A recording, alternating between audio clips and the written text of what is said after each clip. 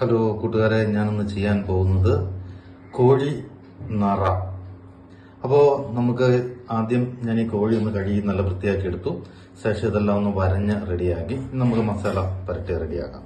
അപ്പോൾ കൂട്ടുകാരെ, ഞാനിതിന് മസാലയായിട്ട് എടുത്തിരിക്കുന്നത് 2 സ്പൂൺ കാശ്മീരി ചില്ലി, 1 സ്പൂൺ കുരുമുളക് പൊടി, 1/2 ടീസ്പൂൺ മഞ്ഞൾപ്പൊടി, ഗരം മസാലപ്പൊടി 1/4 ടീസ്പൂണ്, ഒരു 1/4 ടീസ്പൂൺ മൈദ, ഒരു മുട്ട, ഉപ്പ്. അപ്പോൾ നമുക്ക് ഈ ചിക്കൻ ഒന്ന് മസാല പറ്റിയെടുക്കാം. അങ്ങനെ നമ്മുടെ ചിക്കൻ മസാല പറ്റിയെടുത്തു.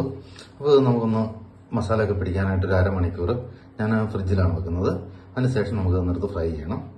ഹലോ കൂട്ടുകാരെ, ഞാനിതിന് ഗ്രേവി തയ്യാറാക്കാനായിട്ട് എടുത്തിരിക്കുന്നത് 3 സവോള, ഒരു 1/4 കിലോ ചെറിയുള്ളി, അതിൻ്റെ അകത്തൊരു 200 ഗ്രാമോളം നമ്മൾ അരിഞ്ഞെടുത്തു, ഒരു 50 ഗ്രാമോളം മുഴുവനോട് കൂടി ക്ലീൻ ചെയ്ത് വെച്ചിരിക്കുന്നു, 2 തക്കാളി എടുത്തിരിക്കുന്നു, അതുപോലെ 4 പച്ചമുളക് കീറി എടുത്തിരിക്കുന്നു, ഒരു കഷ്ണം ഇഞ്ചി, 2 വെളുത്തുള്ളി ചതച്ച് എടുത്തിരിക്കുന്നു. അപ്പോൾ ഇത് നമ്മൾ ഗ്രേവി ഉണ്ടാക്കാനായിട്ട് പോവാണ്, കോഴി നറയുടെ. അപ്പോൾ നമുക്ക് വീഡിയോയിലോട്ട് പോകാം. അപ്പോൾ കൂട്ടുകാരെ, നമുക്ക് വീഡിയോയിലോട്ട് പോകാം. സ്റ്റൗ കത്തിക്കാം. അപ്പോൾ അതിന് ഞാൻ എടുക്കുന്നത് ഒരു മൺചട്ടിയാണ്. അപ്പോൾ നമ്മുടെ ചട്ടിയൊക്കെ ചൂടായി ചെറിയൊരു പുകയൊക്കെ വരുന്നുണ്ട്. അപ്പോൾ ഇതിലേക്ക് ഞാനൊരു 3 സ്പൂൺ വെളിച്ചെണ്ണ ഒഴിച്ചു കൊടുക്കുക.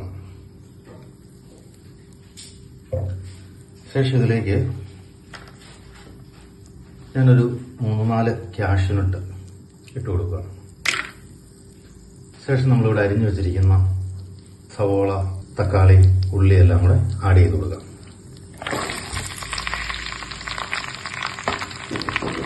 അപ്പോൾ ഇതൊന്ന് വഴറ്റി എടുക്കണം. അപ്പോൾ നമ്മളിതൊന്ന് ഇളക്കി കൊടുത്തു. ഞാനിതിലേക്ക് ഒരു 1/2 സ്പൂൺ ഉപ്പ് ചേർത്ത് കൊടുക്കും, കാരണം പെട്ടെന്ന് ഈ സവോള ഒന്ന് വഴഞ്ഞ് കിട്ടാൻ വേണ്ടിയിട്ടാണ് ഉപ്പ് ചേർത്ത് കൊടുക്കുന്നത്.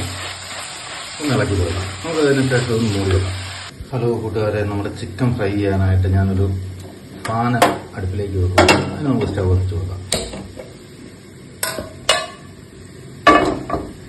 പാനം ചൂടാകുമ്പോഴേ നമുക്കിതിലേക്ക് ഓയിൽ ഒഴിച്ചു കൊടുക്കാം.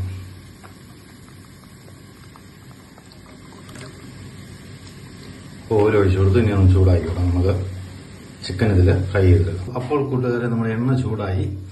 നമ്മൾ ഇതിലേക്ക് നമ്മുടെ കോഴീനെ ഒന്ന് വറുത്തെടുക്കാനായിട്ട് ആഡ് ചെയ്യുകയാണ്.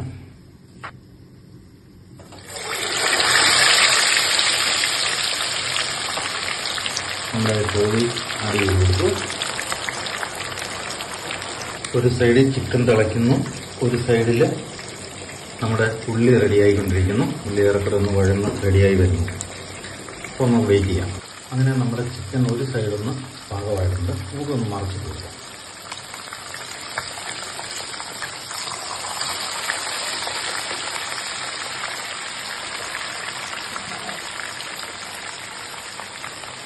ഇത് ഒരുപാട് എണ്ണയ്ക്ക് ചേർന്ന് മൂക്കൊന്നും വേണ്ട.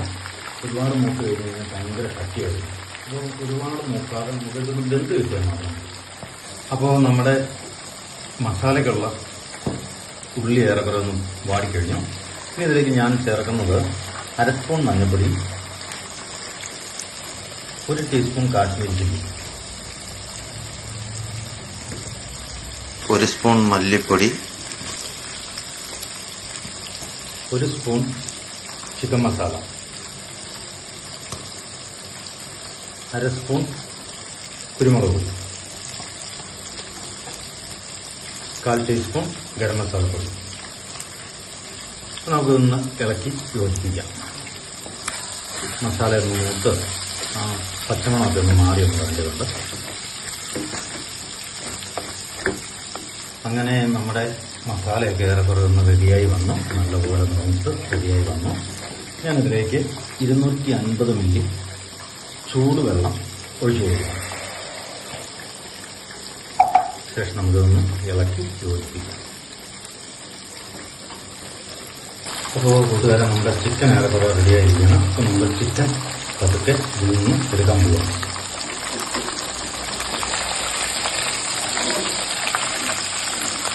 അങ്ങനെ നമ്മുടെ ചിക്കൻ ഫ്രൈ റെഡിയായി. ഇനി നമുക്ക് ഗ്രേവി റെഡിയാക്കാം. അങ്ങനെ നമ്മൾ ഗ്രേവി തിളച്ചുകൊണ്ടിരിക്കുന്നു. ഞാൻ നിങ്ങളോട് പറയാൻ മറന്നു പോയിരുന്നത്, കറിവേപ്പില ഇതിൽ ഞാൻ ആഡ് ചെയ്തിട്ടുണ്ടായിരുന്നു. എങ്കിൽ ഞാനൊരു സ്വല്പം കറിവേപ്പില കൊണ്ട് ഇതിലേക്ക് ആഡ് ചെയ്യുകയാണ്.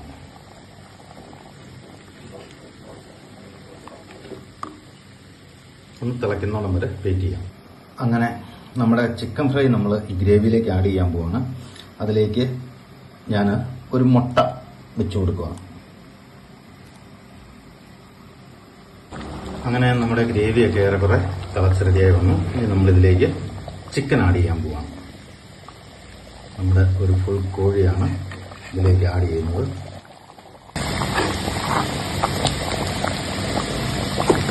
അങ്ങനെ നമ്മുടെ കോഴി നിറ ചട്ടിയിൽ കിടന്നിങ്ങനെ തിളച്ചുകൊണ്ടിരിക്കുകയാണ്. അങ്ങനെ നമ്മുടെ കോഴി നിറ റെഡിയായി. ഞാനൊന്ന് തിരിച്ചിട്ടായിരുന്നു.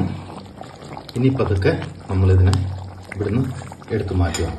അതിന് മുമ്പായിട്ട് ഒരല്പം മല്ലിയില ചേർത്ത് കൊടുക്കും.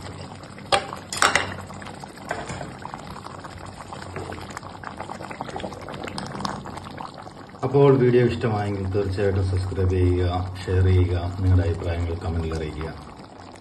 അങ്ങനെ നമ്മുടെ കോഴിനിറ റെഡിയായി.